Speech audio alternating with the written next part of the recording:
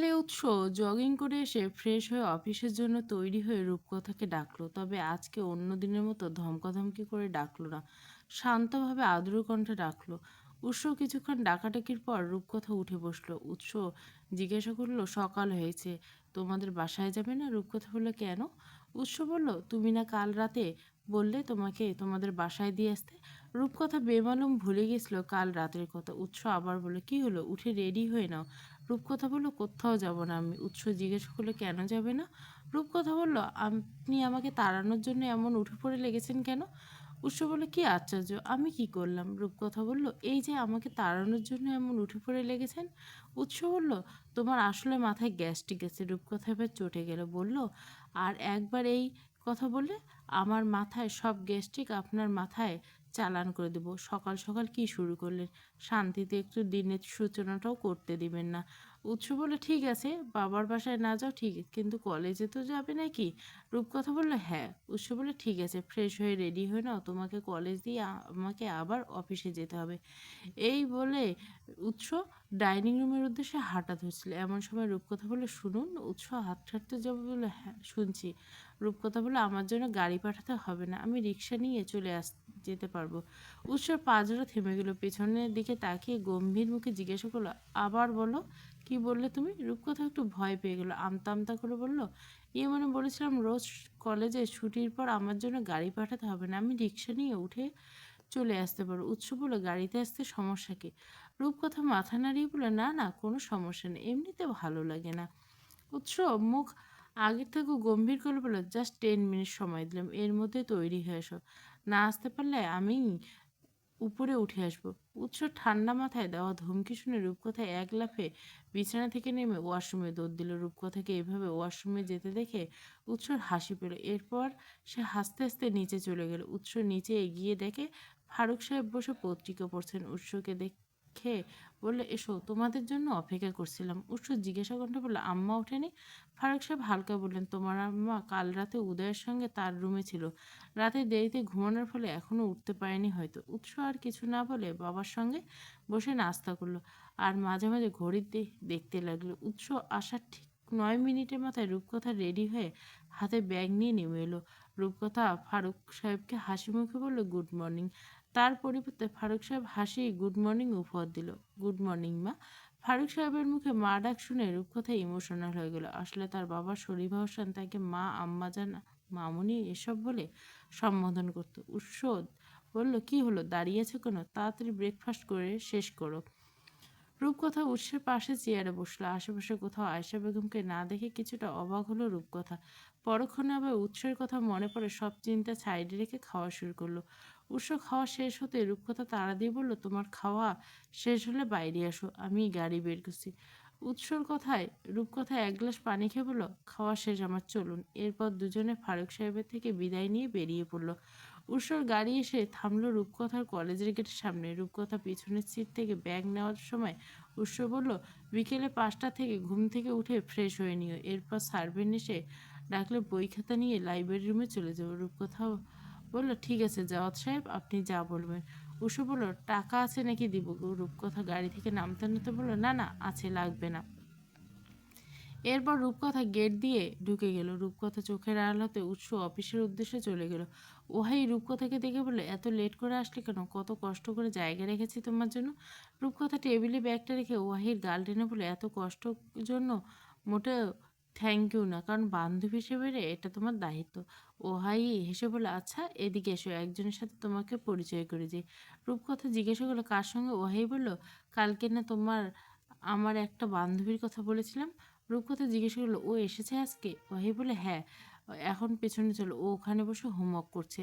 এরপর দুজনে পেছনে চলে গেল। ওয়াহি একটা মেয়ের সামনে গিয়ে বলল, ইতু, উম, তোর হোমওয়ার্ক এখনো শেষ হয়নি?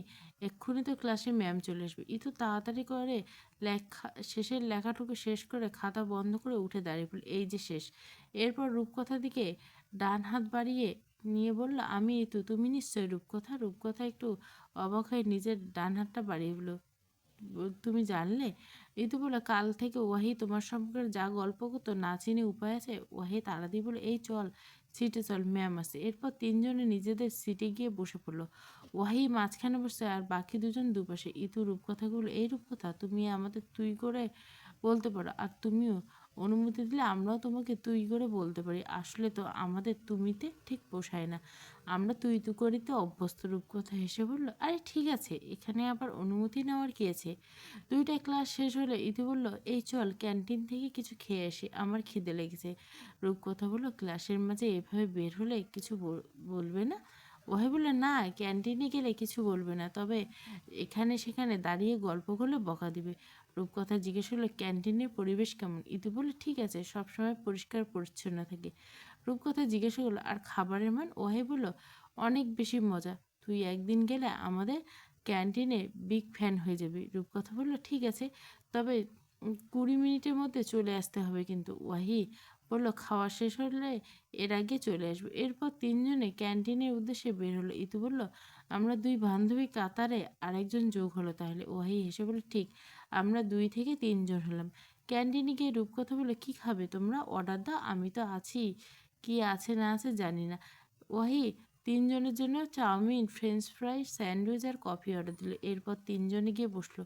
রূপকথাকে জিজ্ঞাসা করলো, খাবার আসতে কতক্ষণ সময় লাগবে রে। ইতু বললো, এই তো চলে আসবে, তুই এমন করছিস কেন। রূপকথা বললো, আমার ভয় লাগছে, ক্লাস টাইমে ক্যান্টিনে এসেছে দেখে যদি কেউ বাঁকা দেয়। ওয়াহি বললো, আরে বেটি, কেউ কিছু বলবে না, আমরা আছি তো নাকি। ইতু বললো, চাপ নিস না, কেস খেলে তিনজন একসাথে খাবো। এরপর আশেপাশে দেখ কত মানুষ। এরপর তাদের খাবার চলে আসলো, তিনজনে গল্প করতে করতে খেয়ে নিল। খাওয়া শেষে রূপকথা বলল, খাবার টেস্ট আসলে দারুণ। ওয়াহি বলে, দেখলি না, বলেছিলাম না। এরপর বিল দেওয়া সময় ইতু আর ওয়াহির মধ্যে আরেক যুদ্ধ লাগিয়েছিল। ওয়াহি বললে দেবে, ওয়াহি দিবে, ইতু বলে ইতু দিবে। এদের দুজনের ঝগড়ার মধ্যে রূপকথা আস্তে করে বিলটা মিটিয়ে দিল। এরপর বিল নিয়ে দুজনে বলল, থাক আর ঝগড়া করতে হবে না, আজকের বিল আমি দিয়ে দিলাম, তোরা অন্য দিন দিস। রূপকথার কথা শুনে ইতু রাগ করে বলল, আজকে তোর সঙ্গে আমাদের ফার্স্ট ডে, আর তুই কেন বিল দিলি। রূপকথা হেসে বলল, তাতে কি, ধরে নে আজকে আমি তোদের ট্রিট দিলাম আমাকে তোদের বান্ধবী বানার জন্য। ও এই বলে, কাজটা তুই একদম ঠিক করলি না। রূপকথা বলল, হয়েছে হয়েছে, এবার ক্লাসে চল। এরপর তিনজনে ক্লাসে চলে গেল। আজকে সবগুলো ক্লাস তিনজনে মিলে বইয়ের দিকে তাকিয়ে বক বক করছে। কলেজের ছুটির পর রূপকথা বাইরে এসে দেখে ড্রাইভার গাড়ি নিয়ে দাঁড়িয়েছে। রূপকথাকে দেখে ড্রাইভার গাড়ির দরজা খুললো।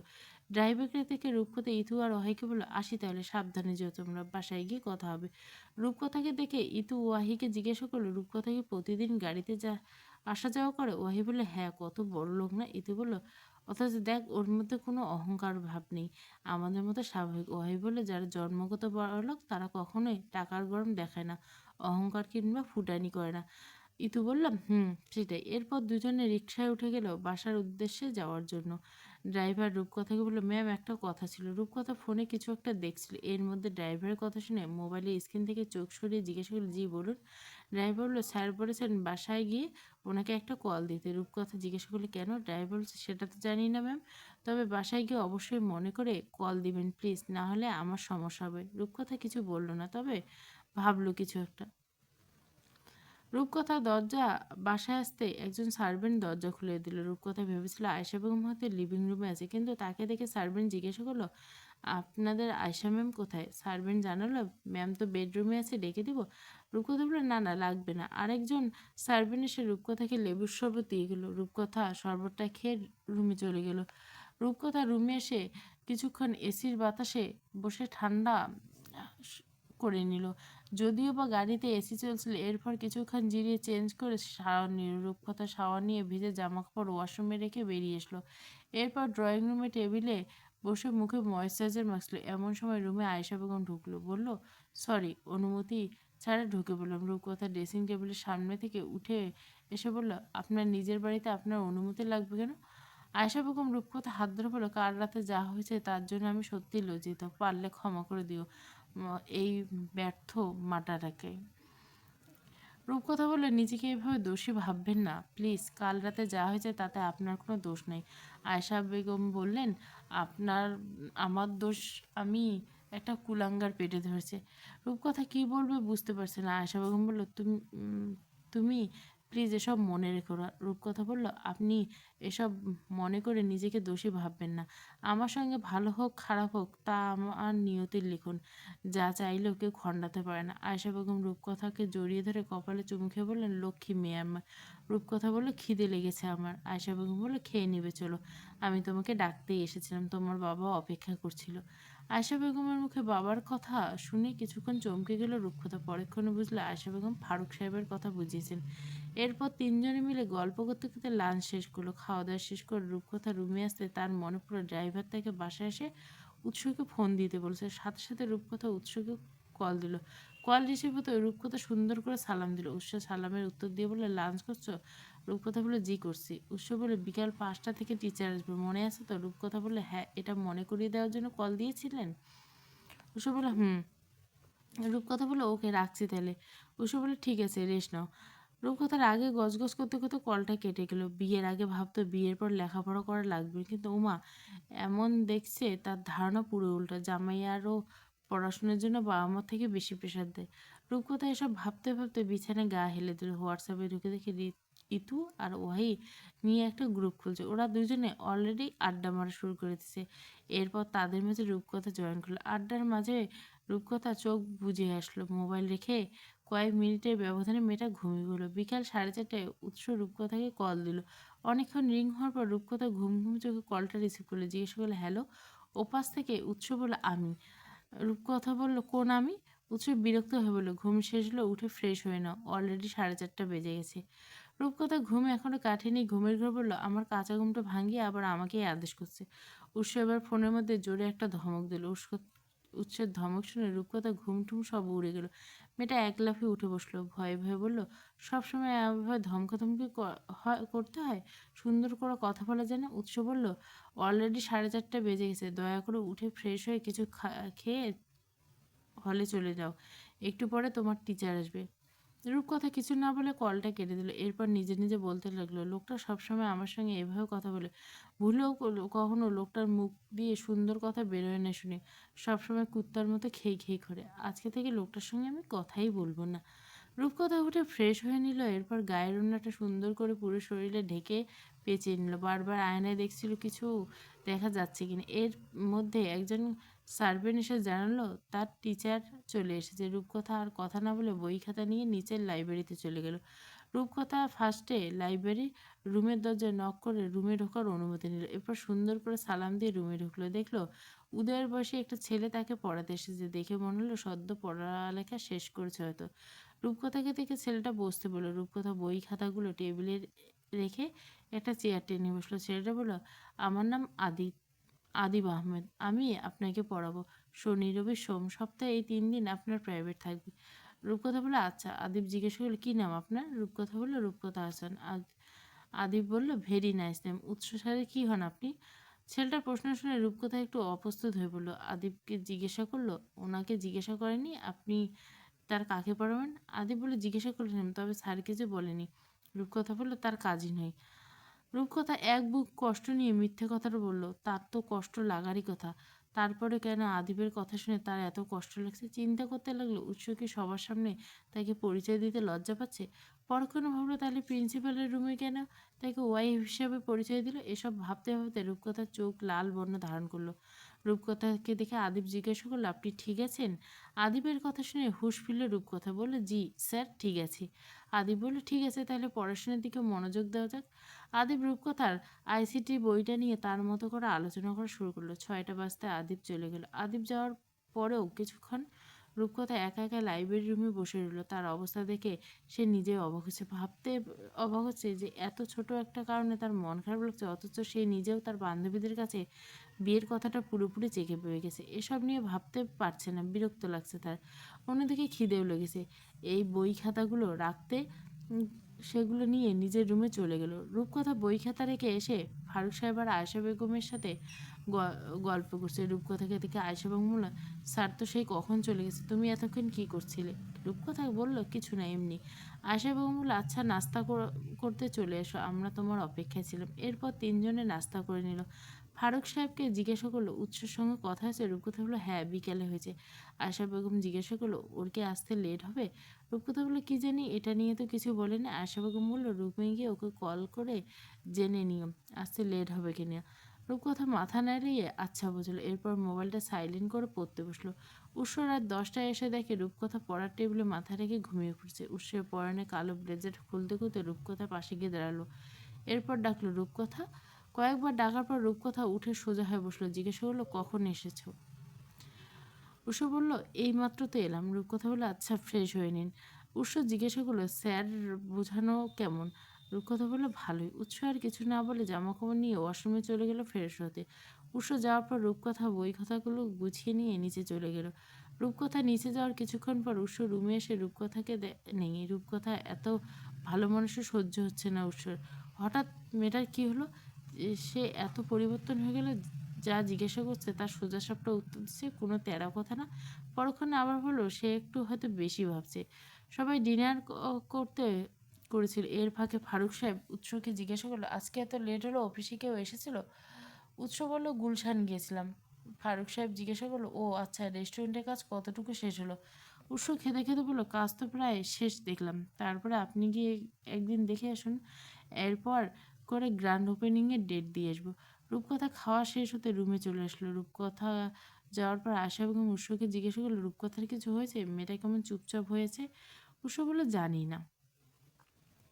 এরপর কেউ কিছু বলল না। যে যার মতো করে খাওয়া শেষ করে রুমে চলে গেল। উৎস রুমে এসে রূপকথা শুয়ে পড়ছে। উৎস রুমের লাইটটা নিভিয়ে ডিম লাইট জ্বালিয়ে অন্য সাইডে গিয়ে শুয়ে পড়ল। সকালে আজকে উৎস ডাকার আগে রূপকথা উঠে গেল। উৎস জগিং করে ফিরে এসে রূপকথা পড়তে বসে। রূপকথার এত পরিবর্তন উৎসর হজম হচ্ছে না। মনে মনে ঠিক করলো, রূপকথার সঙ্গে কথা বলা দরকার। তার মধ্যে কি চলছে বোঝা দরকার। উৎস রূপকথার পিছনে গিয়ে দাঁড়ালো। উৎস নিজের পিছনে এসে দাঁড়াতে রূপকথা জিজ্ঞাসা করে, কিছু বলবেন? উৎস বলল, তোমার এত পরিবর্তন আমার ঠিক হজম হচ্ছে না। রূপকথা বলল, হজম না হলে হজমের ওষুধ খান। উৎস বলে, কি হয়েছে তোমার, হঠাৎ এত চুপচাপ হয়ে গেলে? উৎসর কথাটা হেসে উড়িয়ে দিল রূপকথা। উৎস থেকে চোখ সরিয়ে আবার বইয়ে মনোযোগ দিল। উৎস আর কিছু না বলে ফ্রেশ হতে চলে গেল। উৎস ফ্রেশ হতে আসতে রূপকথা জিজ্ঞাসা করলো, আচ্ছা, আমি কি কোনোভাবে আপনাকে বেকায়দায় ফেলছি? রূপকথার কথাটা মানে বুঝলো না উৎস। জিজ্ঞেস করলো, মানে? রূপকথা আর চেপে রাখতে পারলো না। আদিব স্যার যখন আপনাকে জিজ্ঞাসা করছিল আমি কে হই, তখন আপনি কি বলছেন? উৎস বলল, কি বলছি? রূপকথা বলল, কি বলছেন সেটা তো আপনিই ভালো জানেন। উৎস বলল, আরে বাবা, সত্যিই আমি বুঝতে পারছি না কি বলছি আমি। উৎসর সত্যি এই মুহূর্তে মনে পড়ছে না। আদিবকে সে পেয়ে ফেলছে। রূপসর, থাক তাহলে, আর কষ্ট করে মনে করতে হবে না। এটা বলে রূপকথা উঠে চলে যেতে নাচ্ছিল। উৎস পিছন থেকে তার হাত টেনে ধরে। এরপর এক টানে নিজের সামনে দাঁড় করলো। জিজ্ঞাসা করলো, চুপচাপ এখানে দাও, আর কি হয়েছে সবটা খুলে বলো। আদিব কি বলেছে তোমায়? রূপকথা হাত ছাড়িয়ে নিতে চাইলো, তবে পারল না। শেষে ব্যর্থ হয়ে বলে, হাত ছাড়ুন। উৎস বলল, আগে যা জিজ্ঞাসা করছে তার উত্তর দাও। এরপর রূপকথা আসল পুরোটাই উৎসকে বলল। সবটা শুনে উৎস বলল, ও, এই জন্য তুমি দুম মেরে ধরেছিলে? রূপকথা কিছু বলল না। উৎস হেসে বলল, তার মানে এই ছোট্ট একটা কারণে কাল থেকে এমন ধুম মেরে করে আছো তুমি? রূপকথা বলে, এটা ছোট্ট কারণ? উৎস বলল, তা নয় তো কি। রূপকথা বলল, জানেন কতটা অপমান লেগেছে আমার? উৎস এবার হাসি থামিয়ে সিরিয়াস হয়ে বলল, আদিব যখন আমাকে জিজ্ঞাসা করছিল তখন আমি ফোনে কিছু একটা করছিলাম। সম্পূর্ণ মনোযোগ তখন আমার ফোনে ছিল। ও, দ্যাটস ওয়াই আমি আদিবের কথার কোনো উত্তর দেনি। এটা নিয়ে এত ডিপলি চিন্তা করে কি আছে? রূপকথা জানালো, জানি না। তারপর আমার খুব খারাপ লাগছে। উৎস বলল, দেখো, আমাদের বিয়ে হয়েছে ঠিকই, তবে আমরা অন্যদের মতো সাধারণ স্বামী স্ত্রী নই। বিয়েটা তুমি নিজেই মানো না, আর আমার কথা তো বাদই দিলাম। রূপকথা বলল, কে বলছে আমি এই বিয়ে মানি না? আমি কি একবার নিজের মুখে বলছি? উৎস বলল, তা বলনি। রূপকথা বলল, তাহলে কেন বলছি না এই কথা? উৎস ভ্রু কুচকে জিজ্ঞাসা করলো, তার মানে কি তুমি এই বিয়েতে মন থেকে মেনে নিছো? রূপকথা বলল, অবশ্যই মানি, না মানার কি আছে। এক আমি এটাও বিশ্বাস করি যে মানুষের জন্ম মৃত্যু বিয়ে সব আল্লাহ মানুষের সৃষ্টির আগে থেকে লিখেছেন, এবং এই একটা কথা সবার বিশ্বাস করা উচিত। উৎস জিজ্ঞাসা করলো, এসব কথা তোমার মাথায় কে ঢুকেছে? নিশ্চয় আম্মা। রূপকথা বলল, শুধু শুধু ওনাকে দোষারোপ করবেন না, এগুলো আমি নিজের ব্রেন খাটিয়ে বলছি। উৎস বলল, ব্যাপার না, আবেগের বশে মানুষ এসব একটু একটু বলে ফেলে। রূপকথা বলল, যত সব বাজে কথা। আপনার কি মনে হয় আমি এসব আবেগী বলছি? রূপ উৎস বলল, তা নয়তো কি। আর আমিও বিশ্বাস করি তোমার আবেগ কেটে গেলে এখন যে কথাগুলো বলছে এই কথাগুলো তুমি ভুলে যাবে। তাই আমি তোমার এসব আবেগকে কখনো প্রশ্রয় দেবো না। রূপকথা ভেঙচি কেটে বলল, তাহলে কি ডিভোর্স দিয়ে দিতে চাচ্ছেন আমাকে? উৎস বলল, সেটা কখন বললাম? রূপকথা বলল, সংসার করবেন না, ডিভোর্স দিবেন না, তাহলে কি করবেন? উৎস বলল, তোমাকে পেলে পুষে বড় করে আবার বিয়ে দিব। রূপকথা বলল, আমার আর বিয়ে করার শখ নেই। আপনার বেশি শখ থাকলে আপনি আরও 4টা করুন। উৎস বলল, দুটো দিয়েই চলেছে, আর দুটো করলে এক হালি পূর্ণ হবে। স্যার ম্যাম, আপনাদের আয়েশা ম্যাম নিচে ডাকছে, নাস্তা রেডি। সার্ভেন্টের কথা শুনে দুজনে দরজার দিকে তাকালো, দেখলো দরজার থেকে একজন সার্ভেন্ট দাঁড়িয়েছে। উৎস বলল, আসি যান। সার্ভেন্ট চলে গেল। উৎস রূপকথাকে বলল, এমনিতে লেট হয়ে গেছে, তাড়াতাড়ি রেডি হয়ে নিচে আসো। আমিও রেডি হয়ে নিই। রূপকথা উৎসর কথা ইউনিফর্ম নিয়ে ওয়াশরুমে চলে গেল। উৎস চেঞ্জ করে অফিসের জন্য রেডি হয়ে নিল। রূপকথা চেঞ্জ করে এসে দেখে উৎস পুরোপুরি রেডি। রূপকথা বলল, সাথে জিন টিন আছে নাকি? এত ফাস্ট কীভাবে রেডি হলেন? উৎস হেসে বলল, সাথে জিন টিন আছে কিনা জানি না, তবে একটা পেট নিয়েছে। রূপকথা আবার গাল ভেঙচে দিল, আপনি অনেক কথা শিখে গেছেন দেখছি। উৎস ফোন, ওয়ালেট, গাড়ির চাবি সব কিছু নিয়ে রুম থেকে বেরোতে বলতে বলল, তাড়াতাড়ি নিচে এসে ব্রেকফাস্ট করে না, লেট করলে কিন্তু তোমাকে রেখেই চলে যাবো। রূপকথা কাঁধে ব্যাগটা নিয়ে বলল, হ্যাঁ প্লিজ চলে যান, আমি রিক্সা নিয়ে চলে যেতে পারবো। উৎস রূপকথা না কথা শুনে অপেক্ষা করলো না, সোজা নিচে চলে গেল। উৎসকে দেখে আয়েশা বেগম বলল, আজকে এত লেট করলে কেন? তোমার শরীর ঠিক আছে? উৎস বলল, হ্যাঁ ঠিক আছে, কীভাবে যেন লেট হয়ে গেছে। আয়েশা বেগম জিজ্ঞাসা করলো, রূপকথা কোথায়? রূপকথা বলল, এই তো এসে গেছে। রূপকথা দেখলো নাস্তার টেবিলে উদয় আছে, ফোন দেখতে দেখতে খাচ্ছে। রূপকথা সেদিকে নাক দেখে উৎসর পাশে গিয়ে চেয়ারে বসলো। এরপর তাড়াতাড়ি খেতে লাগলো। ফারুক সাহেব বলল, আস্তে ধীরে খাও, গলায় আটকে যাবে। রূপকথা বলল, ক্লাসে দেরি হয়ে যাচ্ছে।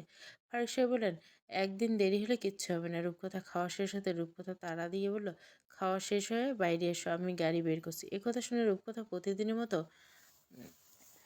এক গ্লাস পানি খেয়ে ব্যাগটা কাঁধে নিয়ে ফারুক সাহেব আর আয়েশা বেগমের কাছ থেকে বিদায় নিয়ে উৎসর পেছনে ছুটল। উৎস গাড়ি গিয়ে থামলে রূপকথা কলেজের সামনে। রূপকথা গাড়ি থেকে নামার আগে উৎস জিজ্ঞেস করলো, টাকা আছে নাকি দিব? রূপকথা বলল, লাগবে না। এরপর দুজনে দুদিকে চলে গেল। রূপকথা ক্লাসে দিয়ে গেল। ক্লাসে অলরেডি একজন স্যার চলে এসেছে। ক্লাসে গিয়ে ওয়াহি আর ইতুর পাশে বসলো।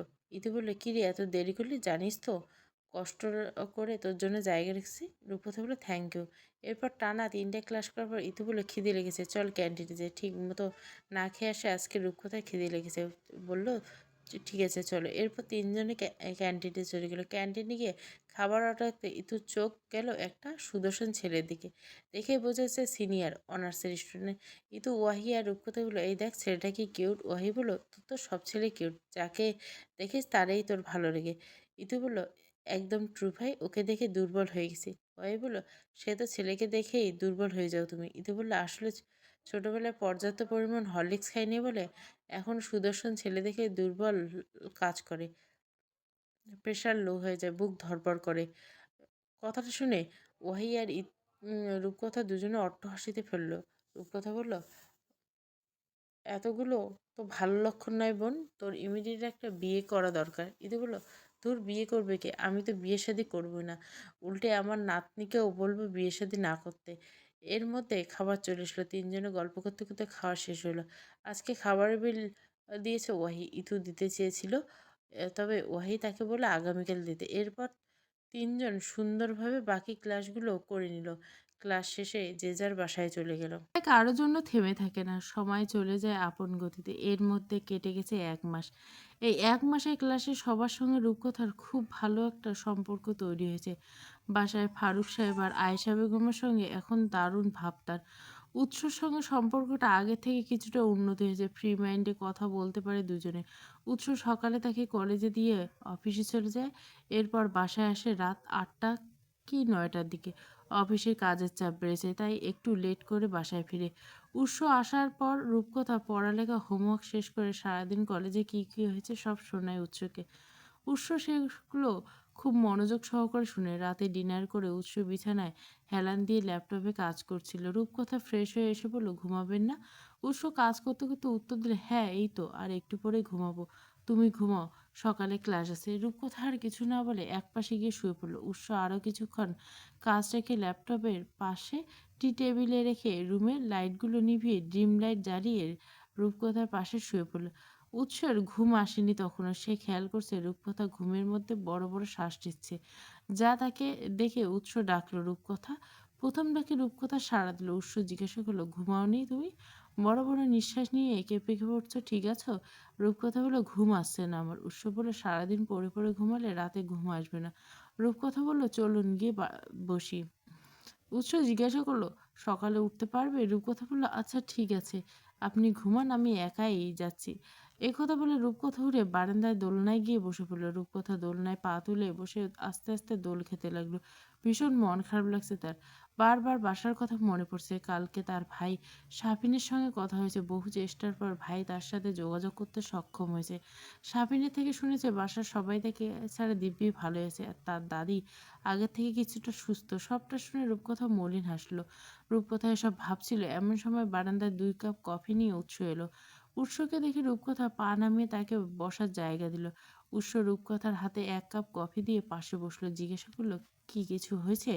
কিছু হলে কিন্তু নিশ্চিন্তে বলতে পারো রমায়। রূপকথা বলল, কিছু ভালো লাগছে না আমার। চারিদিকে সবকিছু বিষাক্ত লাগছে। উৎস জিজ্ঞাসা করলো, হঠাৎ কি হলো? এতদিন তো ভালোই ছিল। রূপকথা হেসে বলল, সত্যি কি আমি ভালো ছিলাম? উৎস কিছু বলছে না, চুপচাপ রূপকথার মুখের দিকে তাকিয়েছে। ভরা পূর্ণিমা রাত আজ। চাঁদের আলোয় রূপকথার মুখটা স্পষ্ট দেখা যাচ্ছে। রূপকথা মুখটা আজ মলিন হয়েছে। রূপকথা বলল, বুঝলেন যাওয়া সাহেব, চাপা আত্মনাদ কেউ দেখে না, কেউ বোঝে না, কেউ বা আবার বুঝেও না বোঝার ভান করে। উৎস বলল, দুঃখ পুষে লাভ নেই, মনে রেখো, দুঃখ কখনো পুষে রাখতে নেই, খোলা আকাশে উড়িয়ে দিতে হয়। রূপকথা বলল, ভবিষ্যতে কি হবে আমার? এটা নিয়ে ভাবলে কষ্টে রুহু ছিঁড়ে যায় আমার। উৎস কফির কাপটা নিয়ে নিচে রেখে রূপকথার দিকে ঘুরে বসলো। রূপকথা হাত থেকে কফির কাপটা নিয়ে সেটা নিচে রাখলো। রূপকথা 2 হাত নিজের হাতের মুঠো নিয়ে বলল, বলছি তো আমি আছি। তোমার ভবিষ্যৎ গড়ার দায়িত্ব আমার। তুমি শুধু মনোযোগ দিয়ে লেখাপড়াটা করো। এসব নিয়ে বেশি চিন্তা করো না। তোমাকে হাসি খুশি মানে, মন খারাপ অন্তত তোমাকে মানে। রূপকথা বলল, আমার জীবন এতটা কঠিন হয়ে গেল কেন? আমি এমন জীবন তো চাইনি। উৎস বলল, আসলে কি তোমার জীবন কঠিন? রূপকথা বলল, তা নয় তো কি? উৎস বলল, তুমি এতটুকুই তো হতাশ হয়ে যাচ্ছে? ভুলে গেলে চলবে না। তোমাকে অনেক দূর যেতে হবে, নিজের পায়ে দাঁড়াতে হবে। রূপকথা বলল, জামাইয়ের পা থাকতে আমি কেন নিজের পায়ে দাঁড়াবো? আমার তো ছোট থেকে ইচ্ছে ছিল জামাইয়ের কোলে উঠে বসে থাকবো। উৎস বলল, সিরিয়াস কথা বলার মধ্যে এসব কথা কোনো পাগলে বলে? রূপকথা বলল, সিরিয়াস কথা ভালো লাগে না আমার, কারণ সিরিয়াস কথা নিয়ে ভাবতে গেলে টেনশনে আমার মাথা ব্যথা উঠে যায়। উৎস বলল, এসব বাদ দিয়ে পড়ালেখা মনোযোগ দাও। রূপকথা বলল, আমার এই দেশে আর থাকতে মন চাচ্ছে না। এই মাটির গন্ধ আমি নিতে পারছি না। উৎস বলল, খোদা, আল্লাহর নাম নিয়ে কোনো রকম টেনে টুনে ইন্টার পাস করে এরপর না হয় লন্ডনে পাঠিয়ে দেবো। রূপকথা বলল, পড়ালেখাও করতে মন চায় না। উৎস জিজ্ঞাসা করলো, তাহলে কি করতে মন চায়? রূপকথা বলল, সারাদিন মন ঘুমাতে মন চায়। উৎস বলল, ঠিক আছে, শুক্রবার সারাদিন ঘুমিও, সেদিন কেউ ডাকবে না তুমি। রূপকথা বলল, জানেন কাল ভাইয়ের সঙ্গে কথা বললাম, ও বলল বাসার সবাই আমাকে ছাড়া ভীষণ ভালো আছে। উৎস বলল, ভালোই তো। আচ্ছা তুমি কি চাও না তোমার পরিবার ভালো থাকুক? রূপকথা বলল, চাই, তবে সেটা আমাকে ছাড়া নয়। উৎস বলল, এসব মনের মধ্যে গেঁথে রেখে লাভ আছে? রূপকথা কিছুক্ষণ চুপ করে রইল। এরপর জিজ্ঞাসা করলো, কালকে তো আপনাদের রেস্টুরেন্টে গ্র্যান্ড ওপেনিং, যাবেন না? উৎস বলল, যাবো, তবে সন্ধ্যায়। রূপকথা আবদার সুরে বলল, আমাকে নিয়ে যাবেন? উৎস বলল, ওখানে গিয়ে তুমি কি করবে? রূপকথা বলল, কতদিন বাইরে যাই না, আমারও তো ইচ্ছে করে আশেপাশে একটু ঘুরতে। উৎস বলল, আচ্ছা দেখি। রূপকথা বলল, দেখি বললে হবে না। উৎস বলল, আদিবের বোঝানো কেমন? রূপকথা বলল, ভালোই, খুব সুন্দর করে কথা বলে। জানেন, আদিব ভাইয়া মাঝে মাঝে আমার জন্য চকলেট নিয়ে এসেছে, আজকেও এনেছে। আদিব রূপকথার জন্য চকলেট নিয়ে এসে শুনে হঠাৎ উৎস ভীষণ রাগ হলো, কিন্তু রাগের কারণটা বুঝতে পারল না, তাই সেটা প্রকাশ করলো না। ঠিক আছে, মনোযোগ দিয়ে পড়ালেখা করবে, উল্টোপাল্টা বিষয় নিয়ে টেনশন করার দরকার নেই। রূপকথা কিছু বলছে না, উৎস কিছু বলছে না, দুজনে চুপচাপ বসে আছে। কিছুটা সময় এভাবে অতিবাহিত হয়ে যাওয়ার পর রূপকথা ধীরে ধীরে নিজের মাথাটা উৎস কাঁধে রাখলো। এরপর বলল, আপনার ভবিষ্যৎ নিয়ে, সেটা নিয়ে আমার চিন্তা হয়। কাঁধে রূপকথা মাথায় রাখা উৎস একটু নড়েচড়ে বসলো। বলল, আমাকে নিয়ে এত চিন্তা করতে হবে না। রূপকথা বলল, যেভাবে হোক, আমি তো আপনার ওয়াইফ, আপনাকে নিয়ে আমার চিন্তা হওয়াটা কি কি স্বাভাবিক না? উৎস বলল, বললাম তো আমাকে নিয়ে এত চিন্তা করতে হবে না। শুধু আমাকে নিয়ে নয়, দুনিয়ার কোনো কিছু নিয়ে তোমার চিন্তা করতে হবে না। রূপকথা বলল, আপনি ভেতরে থেকে খুব একা, তাই না? উৎস বলল, ব্যাপার না, আমি একাকিত্বের মধ্যে বেড়ে ওঠা মানুষ। রূপকথা বলল, বাসায় বাবা মা ভাইয়ের সঙ্গে এতজন সার্ভেন্ট ছিল, তারপরে আপনি কিভাবে একাকিত্বের মধ্যে বড় হয়েছেন? উৎস একটা দীর্ঘশ্বাস নিয়ে বলল, বাদ দাও, সে তো লম্বা কাহিনী। রূপকথা বলল, হ্যাঁ বলুন, আমি শুনতে চাই। উৎস বলতে চাইল, না। এতে রূপকথা আরো জোরাজোর শুরু করলো। উৎস জানে রূপকথা নাচরবান্দা। সে লম্বা কাহিনী শুনে তবে ক্ষান্ত হবে না। রূপকথা আবার বলল, প্লিজ বলেন না। উৎস বলল, আচ্ছা সংক্ষেপে বলি তাহলে। রূপকথা বলল, যেভাবে আপনার বলতে এবং আমার বুঝতে সুবিধা হয় সেভাবে বলুন। উৎস একটা লম্বা শ্বাস ছেড়ে বলা শুরু করলো, আমি যখন ক্লাস 2 থেকে 5 পর্যন্ত বাংলাদেশে ছিলাম, তবে হোস্টেলে। এরপর ক্লাস 6 থেকে মাস্টার্স পর্যন্ত ছিলাম লন্ডনে। ইন্টার পর্যন্ত ওখানকার একটা নামিদামি হোস্টেল থেকে পড়াশোনা করছি। এরপর আব্বার ফ্ল্যাটে থেকেছি। আমার এই জীবনটা প্রায় অর্ধেকটা সময় কেটেছে পরিবারহীন, এতিম বাচ্চাদের মতো। আম্মার ধারণা ছিল বাসায় থাকলে আমি বিগড়ে যাব, পড়ালেখা ঠিক মতো করবো না। তাই তিনি আমাকে হোস্টেলে রাখতেন। রূপকথা জিজ্ঞেস করলো, লন্ডনে আপনাদের আত্মীয়-স্বজন কেউ থাকতো না? উৎস বলল, আম্মার খালার মেয়ে থাকতো তার পরিবার নিয়ে। লন্ডনে যাওয়ার আগে কথা হয়েছিল আমি তাদের বাসায় থেকে পড়ালেখা করব। রূপকথা জিজ্ঞাসা করছিল, তাহলে হোস্টেলে ছিলেন কেন? উৎস বলল, আম্মা আব্বার উপর রাগ হতো। ইভেন আমি টানা 4 বছর তাদের সঙ্গে কোনো যোগাযোগ রাখিনি। তা প্রতি বছর নিয়ে আমাকে দেখতে আসতো। বছরের জাস্ট ওই কয়টা দিন তাদের সঙ্গে আমার দেখা হতো, কথা হতো, একসঙ্গে থাকা হতো। রূপকথা বোকার মতো জিজ্ঞেস করছে, মা বাবা আসার সময় কান্না করতেন না? উৎস বলল, হ্যাঁ প্রথম প্রথম অনেক কান্না করতাম। তা বারবার আব্বা আমার কাছে অযথা আবদার করতাম আমাকে যেন তাদের সঙ্গে নিয়ে আসে। তখন বছরে ওই কয়টা দিন আমার কাছে ঈদের মতো লাগতো। তাদের দেখে ভীষণ খুশি হতাম। প্রথম প্রথম তো ভাবতাম এবার হয়তো আমাকে তাদের সঙ্গে নিয়ে যাবে। লন্ডনে আব্বার নিজের ফ্ল্যাট আছে, তারা গেলে সেখানে থাকতো। বছরে সেই কয়েকটা দিন আমিও তাদের সঙ্গে সেই ফ্ল্যাটে থাকতাম। উৎস একটা থেমে আবারও বলা শুরু করলো, প্রথম প্রথম যখন লন্ডনে যাই তখন আমার লন্ডনে খাবার দাবার একদমই পছন্দ হতো না, খেতে পারতাম না। প্রথম 1 বছর আমাকে খাবার নিয়ে অনেক কষ্ট পোহাতে হয়েছে। এরপর ধীরে ধীরে ইউএস টু হয়ে গেছি। হোস্টেলে রাতে যখন সবাই গভীর ঘুমে আচ্ছন্ন থাকতো, তখন আমি আচ্ছন্ন থাকতাম কান্নায়।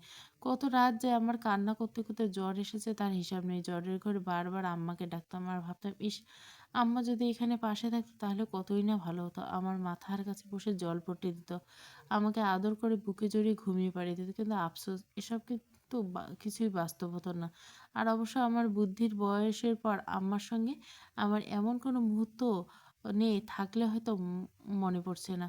তো তখন আমার জ্বর নিজের থেকে এসে আবার নিজে থেকে চলে যায়। আমার মনে আছে একবার আমার ধুমু জ্বর আসছিল। সেই জ্বর নিয়ে আমি টানা ৮ দিন হাসপাতালে ছিলাম। তখন আব্বা-আম্মা দেশ থেকে মোটা অঙ্কের টাকা পাঠিয়ে আমার সেবা যত্নের কোনো ত্রুটি রাখেনি। অথচ আমার ইচ্ছে করছিল আম্মার বুকে একটু মাথা রাখতে, আম্মার বুকে মাথা রেখে একটু গল্প শুনতে। কিন্তু বাস্তবতা আমাকে সেই সুযোগ করে দেয়নি। সেই জ্বর থেকে আমি একদম চুপ হয়ে গেলাম। আমার পরিবর্তন সবার চোখে লাগলো। সবাই দেখলো আমি চুপ হয়ে গেছি। কিন্তু কেন হয়েছি সেটা কেউ খোঁজ রাখলো না। আমি যেদিন দেশে আসি সেদিন আমাকে জড়িয়ে ধরে আম্মা অনেক কেঁদেছিল। কিন্তু বিশ্বাস করো, সেদিন আম্মার কান্না দেখে আমার একটুও কষ্ট হয়নি, একটুও খারাপ লাগেনি। একটুর জন্য মনে হয়নি আম্মার জন্য কান্না থামানো উচিত। সেদিন আমি বাজেভাবে রিয়ালাইজ করেছিলাম একাকিত্ব আর দূরত্ব মানুষকে ভীষণ স্বার্থপর বানিয়ে দেয়। উৎসর কথাগুলো বলার সময় অতীত এতটাই মগ্ন ছিল যে সে খেয়াল করেনি তার কথা শুনে পাশে বসা মেয়েটি নীরবে চোখের অশ্রু বিসর্জন দিচ্ছে। উৎসের পরনের টি-শার্ট কাঁধের অংশটা রূপকথার চোখের পানিতে ভিজে একাকার হয়ে গেছে। রূপকথা থেমে থেমে নাক টানছে। রূপকথার কান্না দেখে উৎস সত্যি ভীষণ অবাক হলো। তার ভাবনার বাইরে ছিল কোনো মেয়ে তার জন্য কান্না করবে। উৎস জিজ্ঞেস করলো, আলোই ওকে? রূপকথা বলল, আমার ভীষণ কষ্ট হচ্ছে। আপনি এসব কেন বলতে গেলেন আমাকে? উৎস বলল, তুমি তো জোর করলে আমাকে। আরে এগুলো তো সংক্ষিপ্ত কাহিনী।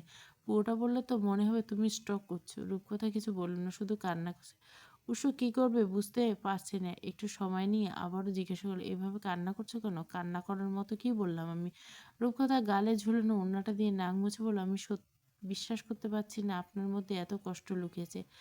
উৎস বলল, তোমাকে তো খুব স্ট্রং ভেবেছিলাম, কিন্তু এমন দেখছি তুমি কাঁদনি। শোনো, এসব কান্না কথা আমার লাইফে আর কখনো কারোর সঙ্গে শেয়ার করিনি। আজকেই ফার্স্ট তোমাকে বললাম। কিন্তু বিশ্বাস করো, তুমি এভাবে কান্না করলে উম আগে যদি বুঝতাম তাহলে আমি তোমার সঙ্গে এসব জীবনেও শেয়ার করতাম না। রূপকথা বলল, আমি চাইলে কান্না থামাতে পারছি না, আমার কলিজা ছিঁড়ে যাচ্ছে। উৎস বলল, ইয়া আল্লাহ, কি মুসিবতে পড়লাম, প্লিজ কান্না থামাও। কান্না না থামালে কিন্তু আর কোনোদিন তোমার সঙ্গে কিছু শেয়ার করব না। রূপকথা নাক টেনে নিজেকে শান্ত করার চেষ্টা করলো। আমি চেষ্টা করছি। উৎস বলল, ওকে, সেটা না হয় বুঝলাম, কিন্তু আমার টি শার্টটা এভাবে নষ্ট করে দিলে তার কি হবে? রূপকথা বলে, ঠিক আছে, কোনো ব্যাপার না, আমি নতুন কিনে দেবো। উৎস জিজ্ঞাসা করলো, টাকা কোথায় পাবে? রূপকথা বলল, কেন, আপনি দিবেন? উৎস বলল, সিরিয়াসলি, আমার টাকা দিয়ে আমাকে টি শার্ট গিফট করবে তুমি? রূপকথা বলল, হ্যাঁ করবোই তো, আপনার টাকা মানে? উৎস বলল, আমার টাকা মানে? আমার টাকা? রূপকথা বলল, বিয়ের পর ছেলেদের বউ ছাড়া নিজের বলতে আর কিছু থাকে না। আপনি সহ আপনার টাকা পয়সা সব কিছুতে আমার ভাগ আছে। শেষের লাইনটুকু শুনে উৎস হৃদয় থমকে গেল। তাকে নিয়ে নিজের বলে কেউ দাবি করছে, চিন্তা করা যায়? উৎস বলল, অনেক রাত হলে, এবার অন্তত ঘুমাতে চলো। রূপকথা বলল, ঠিক আছে, আপনি ঘুমাতে চলে যান। উৎস জিজ্ঞাসা করলো, তুমি ঘুমাবে না? রূপকথা বলল, না, আজকে আর ঘুম আসবে না। উৎস বলল, এখন না ঘুমালে কাল সকালে সবগুলো ঝিমাবে তুমি। রূপকথার ব্যাপার না। উৎস বলল, বেশি কথা না বলে ঘুমাতে চলে যাও। রূপকথা, সরি, আপনার কথা শুনতে আগ্রহ নেই, প্লিজ গিয়ে ঘুমিয়ে পড়ুন। উৎস এবার একটা কাজ করে বসলো। সে রূপকথাকে কোলে তুলে নিয়ে রূপকথার শক্ত করে উৎস টি শার্টের বুকের অংশে খামচে ধরছে। উৎস বলল, আর একটা কথা বলে কোল থেকে টুপ করে ফেলে দেব। রূপকথা হেসে বলল, আমি জানি ফেলবেন না। রূপকথা তার দৃষ্টি উৎস চোখের দিকে তাকিয়ে বলল। উৎস সোজা হেঁটে বিছানার কাছে গিয়ে রূপকথাকে কোল থেকে ফেলে দিল। হঠাৎ এভাবে ফেলে দেওয়া রূপকথা নিচে পড়ে গেছে ভেবে ভয় পেল। পরক্ষণে দেখলো না, পড়েনি, তুলতুলে বিছানায় পড়ছে। উৎস বলল, চুপচাপ ঘুমাও। রূপকথা জিজ্ঞেস করলো, আপনি ঘুমাবেন না? উৎস টি শার্ট জবাব দিল, টি শার্টের বেহাল দশা করেছে, এই বেহাল দশা নিয়ে ঘুমানো যাবে? একথা বলে উৎস টি শার্ট নিয়ে ওয়াশরুমে চলে গেল। রূপকথা বালিশের পাশ থেকে মোবাইলটা নিয়ে দেখলো 3টা 44 বাজে। এখন ঘুমাবে, উঠবে কখন, এসব ভাবছিল। উৎস চেঞ্জ হয়ে এসে গেল, এখনো ঘুমাওনি? রূপকথা বলল, ঘুম আসছে না। উৎস বলল, তাড়াতাড়ি উঠে পড়তে বসো। রূপকথা হাই তুলতে বলল, ওকে, গুড নাইট। কথা শেষ করে ধপাস করে শুয়ে পড়ল রূপকথা। উৎস সেদিকে কিছুক্ষণ তাকিয়ে নিজেও অন্য পাশে গিয়ে শুয়ে পড়ল। কলেজ ক্যান্টিনে বসে আছে রূপকথা, ওহাই নিতু। একটু পরে তাদের খাবার চলে আসবে। তিনজনে বসে অপেক্ষা করছে। তার মধ্যে ইতু বলল, চল, আজ কলেজে ছুটির পর কোথা থেকে ঘুরে আসি। ওহাই জিজ্ঞেস করল, কোথায় যাবি? ইতু বলল, ওই যে লেকটা আছে না, ওখানেই চল। বিকেলে টাইমে ওখানে সুন্দর সুন্দর ছেলেরা থাকে। ওয়াহি বলল, যে এই অবস্থা দেখছি, তুই তো লুচ্চামের আগুনে পুড়ে ধ্বংস হয়ে যাবি। ইতু নিজে বলল, নিজের জীবন ধ্বংস করা শেষ, এখন জামাইয়ের জীবন ধ্বংস করার পালা। রূপকথা বলল, তুই না বিয়ে করবি না বলছিলি? ইতু বলল, জীবনে যদি বিয়ে করি তাহলে আমার জামাইকেই করব। ওহে বলল, আসলে আমরা পাপী, না হয় বিয়ে করে জামাইয়ের সেবা করার বয়সে কিনা পড়ালেখার মতো পাপ করছি। ইতু বলে, একটা সিরিয়াস কথা বলি শোন, আমি ইন্টার ফাইনাল দিয়ে বিয়ে করবো। ওহে বলে, এটা ভালো কথা। আমার মাঝে মাঝে মনে হয় বিয়ে করিনি, কিন্তু পরক্ষণে মনে হয় আমার বাসা থেকে অনার্স শেষ না হওয়া পর্যন্ত বিয়ে দিবি না। এরপর তিনজনে খাবার চলে আসলো। ইতু একটা ফ্রেঞ্চ ফ্রাই মুখে দিয়ে রূপকথাকে জিজ্ঞেস করলো, কিরে তুই বল। রূপকথা বললো, কী বলবো? ওয়াহি বললো, বিয়ে কবে করবি?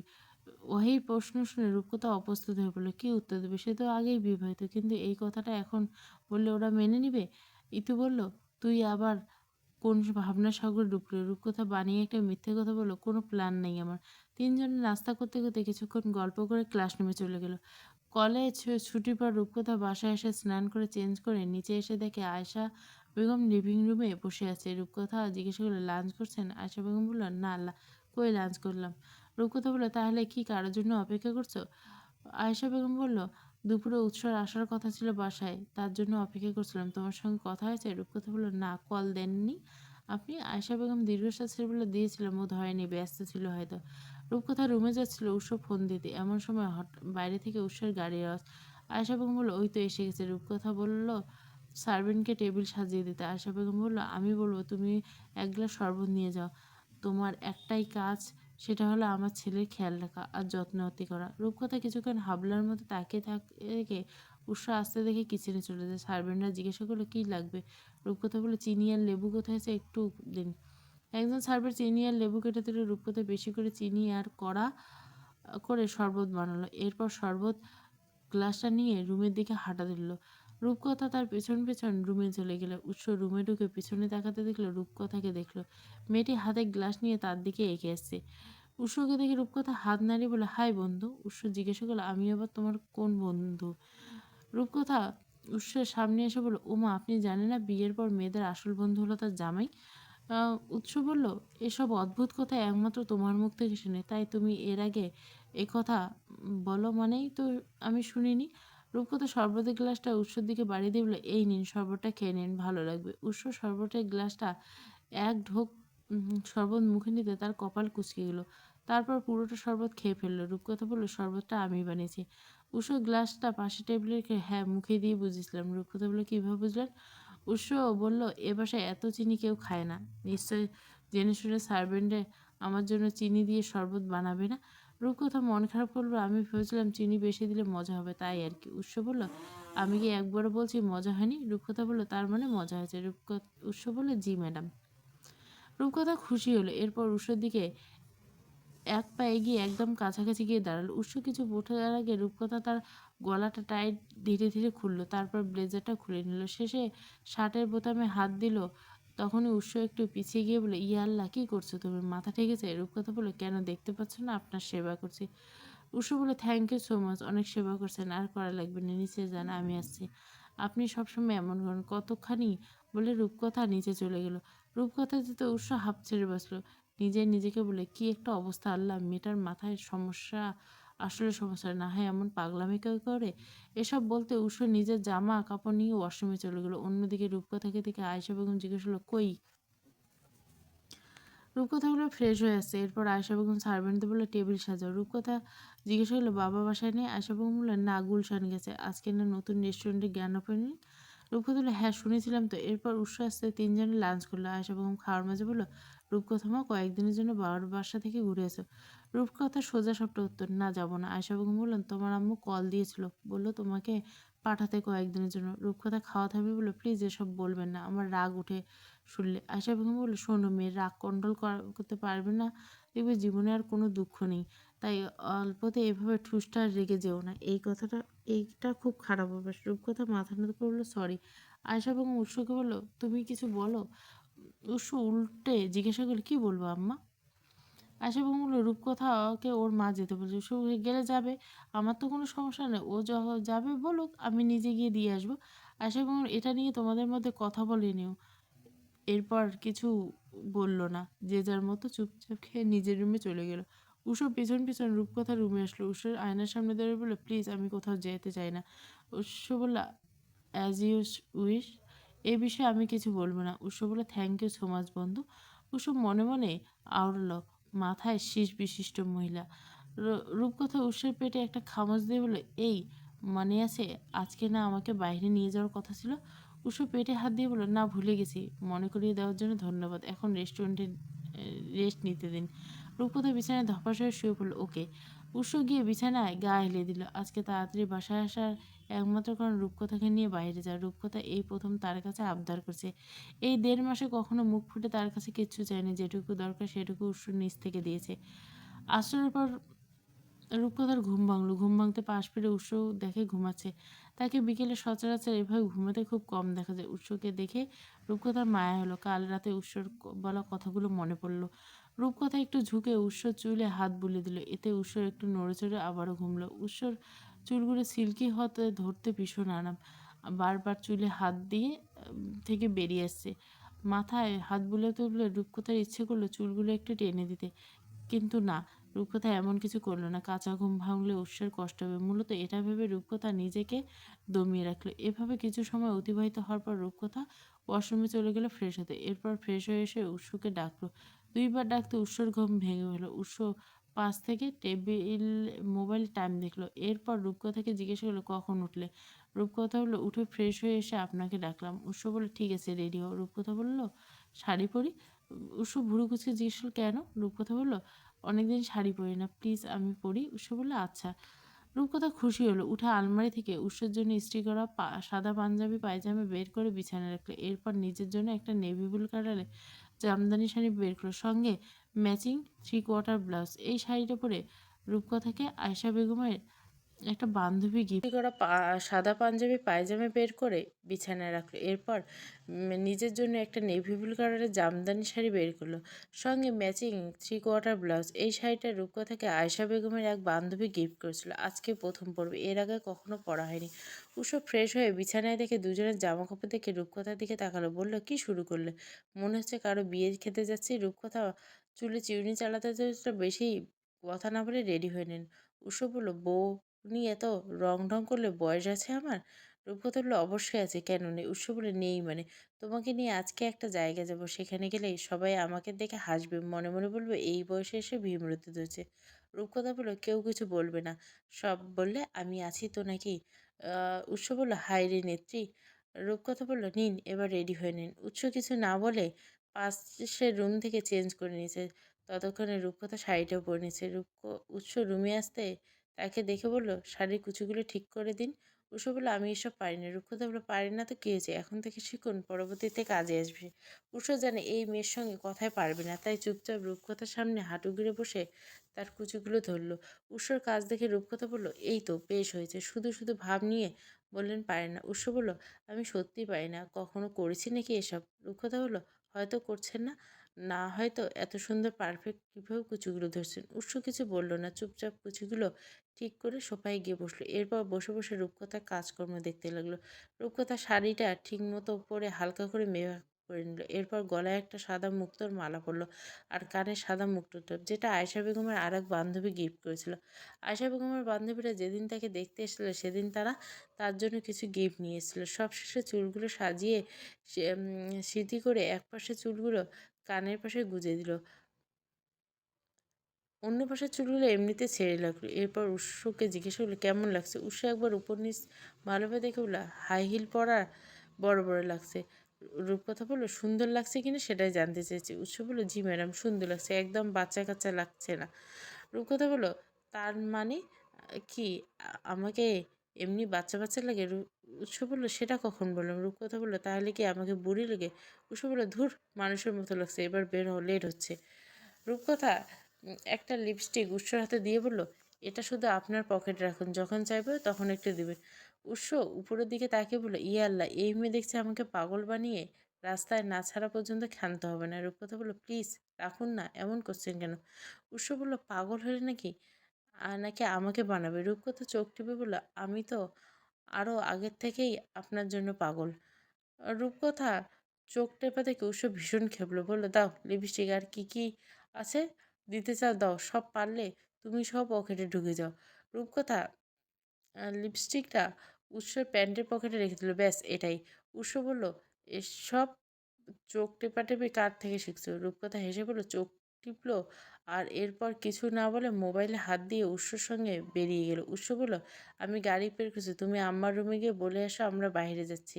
রূপকথা উৎসের কথা মতো আয়েশার বেগমের রুমে চলে গেল। এরপর তাকে বলল, আমি আর আপনার ছেলে বাইরে যাচ্ছে। আয়েশা বেগম দেখে বলল, মাশাআল্লাহ, কারণ নজর না লাগে, সাবধানে যাও, ডিনার করে তবেই ফিরবে।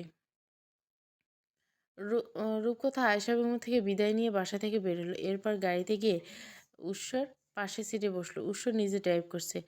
রূপকথা বলল, একটা গান বাজাই? উৎস বলল, না, গান ভালো লাগে না। রূপকথা বলল, প্লিজ বাজাই না, একদম হালকা সাউন্ড দেবে। উৎস বলল, না বললাম তো। রূপকথা বলল, না, আমি বাজাবো। উৎস বলল, তাহলে আমাকে জিজ্ঞাসা করছো কেন?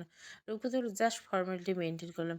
এরপর রূপকথা শয়তান হাসি দিয়ে ফুল সাউন্ডে একটা গান বাজলো, আমি জোয়ান একটা মাইয়া, বুড়া জামাইয়ের কাছে আমার বাবাই দিছে বিয়া। রূপকথা বাজানো গান শুনে উৎস গাড়ির ব্রেক ছাড়া করলো, তাড়াতাড়ি গাড়িটা একপাশে দাঁড় করলো। গানের শব্দটা রূপকথার দিকে কর্মর দৃষ্টিকে তাকিয়ে বলল, সামনে পিছনে দুই দিকে গার্ডদের গাড়ি, তুমি কি আমার মান সম্মান ডুবে? রূপকথা অবাক হয়ে বললো, গার্ড মানে? আমরা কি যুদ্ধ করতে যাচ্ছি না? উৎস বলল, এমনিতে আমার আশেপাশে গার্ড থাকে, এর মধ্যে এখন একটা কোম্পানির সঙ্গে ঝামেলা চলছে, একা পেলে হয়তো আমার উপর আক্রমণ হতে পারে, তার মধ্যে আবার তোমাকে নিয়ে বেরোছি, তাই সব মিলে গার্ড নিয়ে একটু বেরিয়েছি। রূপকথা হয়তো ভয় পেলো কিছুটা। উৎসার হাত ধরে বললো, তাহলে চলেন বাসায় ফিরে যাই। উৎস বললো, আরে এত ভয় পাচ্ছ কেন? রূপকথা বললো, আচ্ছা আমাদের কলেজের আশেপাশে কি গার্ড থাকে? উৎস একটু থেমে বললো, হয়তো। তুমি জানো আমাদের বাড়িতে 24 ঘন্টা গার্ড কড়াই নিরাপত্তা থেকে বাইরে একটা মশামাছি বাউন্ডারি ক্রস করতে পারে না? রূপকথা বললো, কিন্তু এরা থাকে কেন, দেখি না কেন? উৎস বললো, দেখো দেখো ঠিকই কিন্তু চিনতে পারো না। রূপকথা বলল, আমার সত্যি ভয় করছে, প্লিজ চলেন বাসায় ফিরে যাই। উষো গাড়ি স্টার্ট দিয়ে রূপকথাকে জিজ্ঞাসা করলো, আমাকে বিশ্বাস কর? রূপকথা বলল, অবশ্যই করি, এটা আবার জিজ্ঞাসা করার কি আছে? উষো বলল, তাহলে এত ভয় পাচ্ছ কেন? বিশ্বাস রাখো, নাকের ডগা নিঃশ্বাস যতক্ষণ ততক্ষণ তোমার কোনো ক্ষতি করবে না। রূপকথা কিছু বলল না, স্বাভাবিক হয়ে বসলো। উষো ড্রাইভিং আর করার ফাঁকে ফাঁকে রূপকথাকে দেখছে। মেয়েটাকে সত্যি আজ আকাশ থেকে নেমে আসা লীনপরি মনে হচ্ছে। উষো না চাইলেও চোখ সে নীলপরীর দিকে যাচ্ছে। এর আগে কখনো মেয়েকে এত গভীরভাবে পরখ করেছে বলে মনে হয় না। উষো রূপকথার হাতের দিকে তাকিয়ে বলল, হাতে কিছু পরা নেই? হাত কেমন খালি খালি লাগছে? রূপকথা বলল, এই শাড়ির সঙ্গে ম্যাচিং কোনো চুড়ি নেই, তাই পরিনি। উষো বলল, এটার সঙ্গে কী কালারের চুড়ি মিলবে? রূপকথা বলল, নেভি ব্লু। উষো বলল, ঠিক আছে, কোনো শপিং মলের সামনে দাঁড়াবে, সেখান থেকে কিনে নিও। রূপকথা বলল, শপিং মল লাগবে না, এই টাইমসে অনেক রাস্তার পাশে কাঁচের চুড়ি বিক্রি হয়, ওখান থেকে নিব। উৎস আর কিছু বলল না। রূপকথা বাইরে তাকিয়েছে। উৎস রাস্তার পাশে খেয়াল করছে কোথাও চুড়ি বিক্রি হচ্ছে কিনা। রাস্তার পাশে একজন মহিলা চুড়ি ডালা নিয়ে বসেছে। নানা রকমের চুড়ি আছে ডালায়। উৎস মহিলাটার সামনে গিয়ে গাড়ি দাঁড় করলো। এরপর পাশে গ্লাসটা নামিয়ে ঢালা থেকে নেভি ব্লু সাদা 2 মুঠো চুড়ি কিনে নিল। রূপকথা অপলক দৃষ্টিতে তাকিয়েছে উৎসের কাছে। উৎস চুড়িগুলো রূপকথার হাতে দিয়ে বলল, এগুলো পরে নাও। রূপকথা একটা নেভি ব্লু আর একটা সাদা করে এভাবে 2 হাতে চুড়িগুলো পরে নিল। উৎস জিজ্ঞাসা করলো, আমরা কোথায় যাচ্ছি? আমরা উৎস উল্টে জিজ্ঞাসা করলো, কোথায় যেতে চাও তুমি? রূপকথা বলল, চলুন রমনা পার্কে যাই। রূপকথা বলল, ওখানে প্রেমিক প্রেমিকা যায়, আমরা গিয়ে কী করবো? রূপকথা বলল, আমরাও তো প্রেমিক প্রেমিকা। উৎস কিছু বলল না। রূপকথার কথা শুনে নীরবে হাসলো। রাস্তায় তেমন জ্যাম নাই দেখে ভালো লাগছে। স্বস্তিতে ড্রাইভ করতে পারছি। কিছুক্ষণের মধ্যে রমনা পার্কে পৌঁছালো। রূপকথা গাড়ি থেকে নামতে মনটা নেচে উঠলো, কারণ সামনে একটা পিচ্চি মেয়ে বেলি ফুলের গাছরা বিক্রি করছে। রূপ রূপকথা উৎসকে বলল, বেলি ফুল কিনে দেন। উৎস পিচ্চি মেয়েটার হাতে দুটো গাজরা নিল। রূপকথা বুঝতে পারল না দুটো কেন। উৎস গাজরা দুটো রূপকথার হাতে দিয়ে বলল, একটা হাতে পড়ে অন্যটা চুলের একপাশে ছেড়ে দাও। রূপকথা ফুলগুলো হাতে নিয়ে একপাশে দেখে নিল। এরপর একটা ছেলেকে ডাকলো। উৎস জিজ্ঞেস করলো, আর ডাকছো কেন?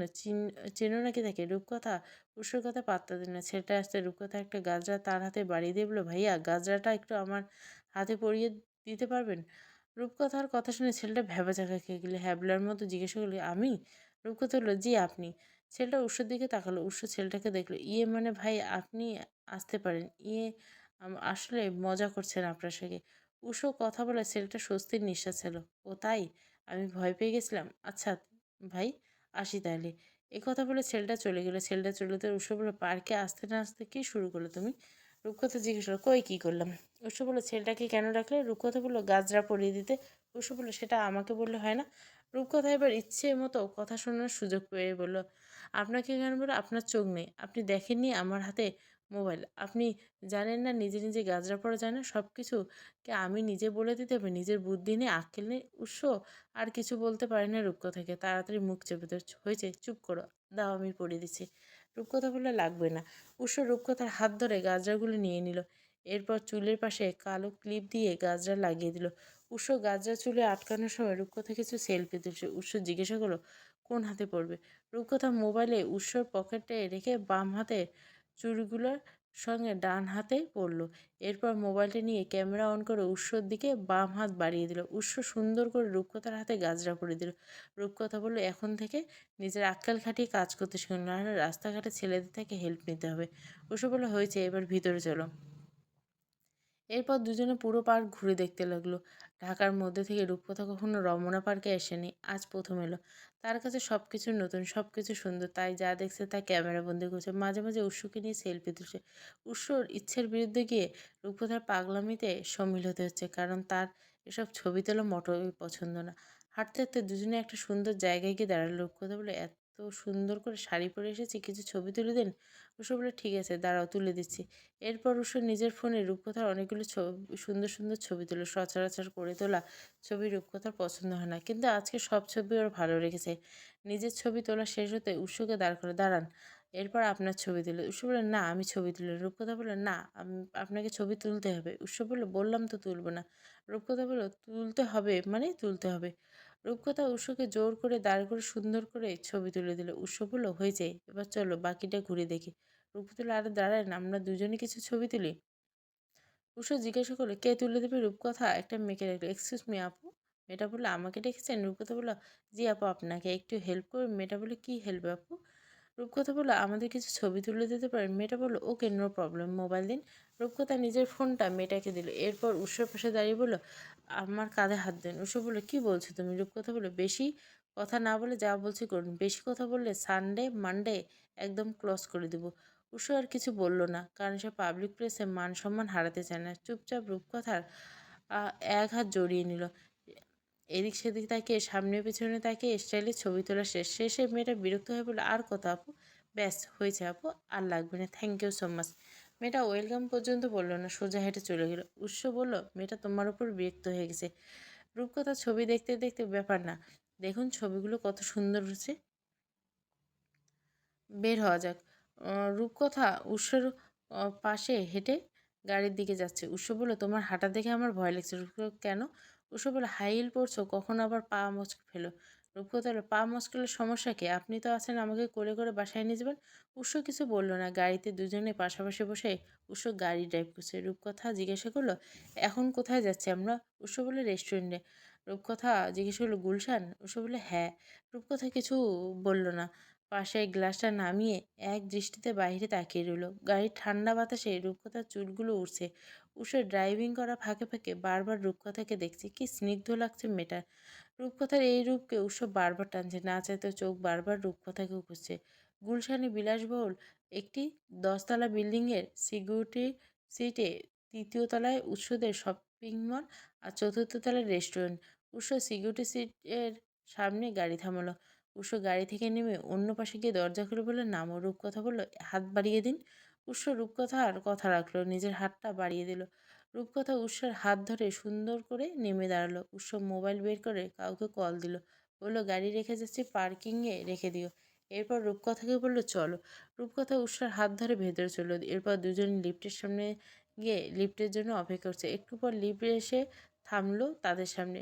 লিফট থেকে বের হওয়া ব্যক্তিটিকে দেখে রূপকথা অপ্রস্তুত হয়ে পড়লো। তাড়াতাড়ি করে উৎসর পিছনে গিয়ে দাঁড়ালো, কারণ সামনে আদিব দাঁড়িয়েছে। আদিব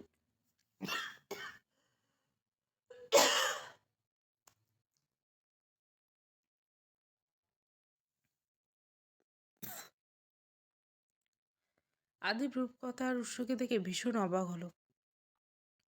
পরক্ষণ নিজেকে স্বাভাবিক করে উৎসকে বলে, আসসালামু আলাইকুম স্যার, কেমন আছেন? উৎস বলে, ভারী। আপনি? আদিব রূপকথাকে দেখার চেষ্টা করে, জি ভালো। পাশে কে স্যার? উৎস এক হাতে এই রূপকথাকে টেনে এনে দাঁড় করে। এরপর বলে, আমার ওয়াইফ। উৎস বলা কথাটা আদিবের মাথায় আকাশ ভেঙে গেল, মাথা চক্কর দিয়ে এলো। রূপকথা আদিবের দিকে তাকিয়ে হ্যাবলার মতো একটা হাসি দিয়ে এলো, আসসালামু আলাইকুম স্যার। রূপকথা সালাম আদিবের কান পর্যন্ত গেলেন। উৎস গলা ধাক্কিয়ে বলল, এদিকে কোনো কাজে এসেছিলে? আদিব হুম ধ্যান ভাঙল, বলল, জি বন্ধুর সাথে দেখা করতেছিলাম। উৎস বলল, ঠিক আছে, আচ্ছা আসি তাহলে। আদিব বলল, আচ্ছা একটা কথা ছিল। উৎস বলল, জি চলুন। আদিব রূপকথার দিকে তাকিয়ে বলল, আমি আর আপনাদের বাসায় পড়াতে যেতে পারবো না আসলে। উষা থামিয়ে দিল, মুচকি এসে বলল, নো প্রবলেম, এক্সকিউজ দিতে হবে না। আদিব আর দাঁড়ালো না, সোজা চলে গেল। উষা লিফটে উঠে রূপকথাকে জিজ্ঞেস করলো, আদিব এভাবে অবাক হলো কেন? রূপকথা তো ঠিকই বুঝে গেছে আদিবের এত অবাক হওয়ার কারণ। তারপর সে বলল, আমি কি করে জানবো? উষা বলল, না আমি ভাবলাম তুমি নিজেকে আমার কাজিন হিসাবে পরিচয় দিয়েছো নাকি। সে ওয়াইফ শুনে এমন ফিট খেলো। রূপকথা কাশি উঠে গেল, বলল, কিসব আজে বাজে, স্বামী হন আমার, ভুলে গেছেন? উষা তো নিজেই আসল কাহিনী জানে। আদিব তাকে বলেছিল, আপনার কাজিনের ব্রেন খুব ভালো, একটু বুঝিয়ে দিলেই হয়। সেদিনই বুঝে গেছিল রূপকথা রাগ করে তাকে কাজিন পরিচয় দিচ্ছে। উষার ভীষণ হাসি ইভেন এখনো হাসে। চতুর্থ তলার লিফটে থামলো। রূপকথা উষার হাত ধরে রেস্টুরেন্টের ভিতরে প্রবেশ করে দুজন লোক তাদের ফুলের বুকে দিয়ে ওয়েলকাম করা হলো। রেস্টুরেন্টের সেফটি স্টাফ তাদের দেখে অপেক্ষা করছিল। রূপকথা একবার চোখ বুলিয়ে পরে রেস্টুরেন্ট দেখে নিল। খুব সুন্দর ডেকোরেশন করা আছে, ছবি তোলার জন্য একদম পারফেক্ট জায়গা। উৎস রূপকথাকে নিয়ে বসলো। এরপর ম্যানেজার এসে হাতে মেনু কার্ড দিল। স্যার। রূপকথা উৎস রূপকথাকে দেখে বলল, মেনু কার্ডটা ম্যাডামকে দিন। এত সুন্দর বলায় রূপকথা খানিক লজ্জা পেল, আর খুশি হলো, বলল, আপনি নিন। উৎস নিজের মতো করে নানা রকমের খাবার অর্ডার দিল। রূপকথা বসে বসে সেলফি তুলছে। উৎস বসে তার কাণ্ড দেখছে। রূপকথা কিছুক্ষণ নিজে নিজে সেলফি তোলার পর বলল, এই আমাকে কিছু ছবি তুলে দিন। উৎস বলল, সারাদিন ছবি আর ছবি, এত ছবি দিয়ে কি করবে? রূপকথা বলল, আপনি ছবি তুলে দিবেন নাকি আমি কোনো স্টাফকে রাখবো? উৎস তাড়াতাড়ি মান সম্মান থাকতে মোবাইলটা বের করে বলল, পোজ দাও। রূপকথা একের পর স্টাইল করে ছবি তুলছে। উৎস বিরক্ত হলো, সেটা প্রকাশ করছে না। রেস্টুরেন্টের ম্যানেজারের উৎসদের পরিচিত। উৎস আর রূপকথার বিয়ের খবরটা এই প্রথম তেমন কেউ না জানলে ধীরে ধীরে সবাই জেনেছে তারা অবস্থান নিচ্ছে। রূপকথা ম্যানেজার আর উৎসকে দেখে বলল, আগে শুনেছি বিয়ে শাদী করবি না, ওমা দেখছি বিয়ে করে বুড়ো বয়সে ভীমরতি ধরছে। উৎস, সবার খাবার অলরেডি চলে এসেছে। এই সময় উৎস আর রূপকথা আসলে রেস্টুরেন্ট পুরো ফাঁকা রাখার নির্দেশ দিয়েছে ফারুক জাওয়াত। রূপকথা ছবি তোলা শেষ হলে উৎস বলল, আপনার ছবি তুলে দেয়। উৎস বলল, নো থ্যাঙ্কস, এবার খাই। রূপকথা বলল, খাবেন? আচ্ছা একটু পরে খাই, আমি কয়েকটা ছবি ভিডিও করে নিই। উৎস বলল, প্লিজ দোহাই লেগে আমার মান সম্মান এভাবে লাটে তুলে দিন। রূপকথা বলল, আপনার মান সম্মান লাটে তুলবো কেন? বেশি কথা বলছেন, চুপচাপ বসেন, আমি কয়েকটা ছবি ভিডিও নিলে খাওয়া শুরু করবো। উৎস আর কিছু বলল না, লক্ষ্মী বাচ্চার মতো চুপচাপ বসে আছে, তার সত্যি খিদে লেগেছে। উৎস চুপ মুখ থেকে রূপকথার মায়া হলো, তাই অল্প কিছু ভিডিও নিয়ে বলল, শেষ, আপনি খাওয়া শুরু করুন। উৎস বলল, হাত ধুয়ে আসো। সেখানে দুজনে গিয়ে হাত ধুয়ে বসলো। রূপকথা সেখানে গিয়ে দুজনে মিররে পিক তুলে ছাড়লো। এরপর সেখানে দুজনে খাওয়া শুরু করলো। রূপকথা খাচ্ছিল। উৎস বলল, খাবারের টেস্ট কেমন? রূপকথা বলল, অসাধারণ, আমার এখান থেকে মাঝে মধ্যে আসবো, ঠিক আছে? উৎস বলল, আচ্ছা এখন খাও। রূপকথা আর কিছু বলল না। দুজনে খাওয়া শেষ হতে ম্যানেজার তাদের দিকে এগিয়ে এলো। রূপকথাকে জিজ্ঞেস করলো, ম্যাম খাবারের টেস্ট কেমন ছিল? রূপকথা হেসে বলল, ভালো। এরপর দুজনে রেস্টুরেন্ট থেকে বের হলো। রূপকথা বলল, গুলশানে সুগার মাম্মিরা নাকি কচি পোড়া দেখলে খপ করে ধরে নেয়। উৎস জিজ্ঞেস করল, কি আজগুবি কথা? রূপকথা বলল, আমি শুনছি, তাই প্লিজ আমার আঁচল ধরে হাঁটুন। উৎস বলল, আমি কি তোমার কথা শোনা সেই কচি পোড়া? রূপকথা হেসে বলল, তা নয় তো কি? কথা বলতে বলতে তৃতীয় তলার শপিং মলে চলে এলো। রূপকথা বলল, শপিং মলে আমরা আসলাম কেন? উৎস বলল, তুমি শপিং করবে। রূপকথা জিজ্ঞেস করলো, শপিং মলটা কি আপনাদের? উৎস বলল, হ্যাঁ, এখন যাও, যা যা পছন্দ করে কিনে নাও। উৎস একজন মহিলা স্টাফকে ডেকে নিল, ওনাকে নিয়ে যান, যা যা পছন্দ হয় প্যাক করে দিন। মহিলা, অবশ্যই ম্যাম, ম্যাম প্লিজ আসুন আমার সঙ্গে। রূপকথা উৎসকে ফিসফিসে বলল, প্লিজ আপনিও আসুন। উৎস গিয়ে বলল, আমি কি করব? রূপকথা বলল, আমায় জামা কাপড় পছন্দ করে দেবেন। উৎস কথা না পেরে রূপকথার সঙ্গে গেল। এরপর স্টাফকে বলল, আপনিও অন্যদিকে যেতে পারেন। স্টাফ বলল, ওকে স্যার, কোনো সমস্যা হলে জানাবেন। উৎস রূপকথাকে নিয়ে বলল, যা যা লাগবে নিয়ে নাও। রূপকথা বলল, সবই তো আছে, কি নিব? উৎস বলল, যা ইচ্ছে নাও। রূপকথা বলল, শাড়ি নিব? উৎস বলল, নাও। এরপর উৎস রূপকথাকে নিয়ে শাড়ির পাশে গেল। রূপকথা বলল, আপনি পছন্দ করেন? উৎস অনেকগুলো শাড়ি দেখে তিনটে শাড়ি বেছে নিল, একটা পার্পেল, একটা অলিভ আর একটা মেজেন্ডা কালার। রূপকথা বলল, এত শাড়ি কেন নিচ্ছেন? আমি তো শুধু একটাই নিতে বলছি। উৎস বলল, এখন যাও নিয়ে আসো, আর কি লাগবে? রূপকথা বলল, কিছু টি শার্ট নিব। উৎস বলল, বাসায় আব্বা আছে, উদয় আছে, ওদের সামনে তুমি টি শার্ট পরবে? রূপকথা বলল, আরে রাতে ঘুমানোর সময় পরবো, থ্রি পিস আর টপ পরে ঘুমাতে পারি না আমি, বাসায় থাকতে কখনো এসব পরি না, আপনাদের বাসায় এসে শিখছি। উৎস বলল, নিতেই হবে? রূপকথা বলল, আপনার সমস্যা হলে নেওয়ার দরকার নেই। উষা চুপ রইল। রূপকথাকে নিয়ে টি শার্টের কালেকশনে গেল। সেখানে ব্ল্যাক, হোয়াইট, বেবি পিঙ্ক, পার্পেলের 4টে টি শার্ট নিল। রূপকথা কিছু বলল না, চুপচাপ আছে।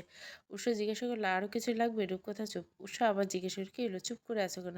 রূপকথা বলল, লাগবে, কিন্তু আপনার যাওয়ার দরকার নেই, একজন মহিলা স্টাফ ডেকে দিন, আমি ওনার সঙ্গে যাব। উষা কথা না বলে একজন মহিলা স্টাফকে ডেকে বলল, রূপকথা যেখানে যেতে চায় সেখানে যে। কিছুক্ষণ পর রূপকথা ফিরে এলো। উষা বলল, জুতার কালেকশন দেখতে চাও? রূপকথা বলল, লাগবে না, জুতা তো আসে। উৎস বলল, এখনো যখন নিয়ে যাও, আর ভালো কিছু থ্রি পিস না। রূপকথা বলে, এত কিছু কি করবো, আমার কিছুই লাগবে না, চলেন যাই। উৎস শুনল না, নিজের মতো করে কয়েকটা ভালো ভালো থ্রি পিস বেছে নিল। এরপর জুতার কালেকশনে গিয়ে একজোড়া ফ্ল্যাট আর একজোড়া সাদা স্নিকার্স দিল। রূপকথা বলল, আর কিছু লাগবে না, প্লিজ এবার বের হন। উৎস সবগুলো কাউন্টারে গেলে, শপিং ব্যাগগুলো বাসায় পাঠিয়ে দিন, আর যে পাঞ্জাবিগুলো রেডি রাখতে বলেছিলাম সেগুলো রেডি আছে তো? কাউন্টারে স্টাফ বলল, জি স্যার। উৎস বলল, ঠিক আছে, আরেকজনকে পাঠিয়ে দিচ্ছি, পাঞ্জাবিগুলো তার কাছে দিয়ে দিবেন। স্টাফরা বলল, ওকে স্যার। উষো আর না দাঁড়িয়ে রূপকথাকে নিয়ে শপিং মল থেকে বেরিয়ে লিফটে ছুটে চলে গেল। এরপর গাড়িতে উঠে একটা বিশেষ জায়গায় যাওয়ার উদ্দেশ্যে। রূপকথা উষোকে বলল, আমার লিপস্টিকটা দিন। উষো সামনেই রেখেছিল লিপস্টিকটা, রূপকথা চাওয়াই দিয়ে দিল। রূপকথা লিপস্টিকটা ঠোঁটে মেখে বলল, এখন কোথায় যাচ্ছি আমরা? রূপকথা হলো সারপ্রাইজ, গেলেই দেখতে পাবে। রূপকথা আর কিছু জিজ্ঞাসা করল না, চুপচাপ বাইরের দিকে তাকিয়ে বসে রইল। প্রণয় সুধা, দ্বিতীয় পর্ব। পুরো গল্পটা প্লে লিস্টে পেয়ে যাবেন।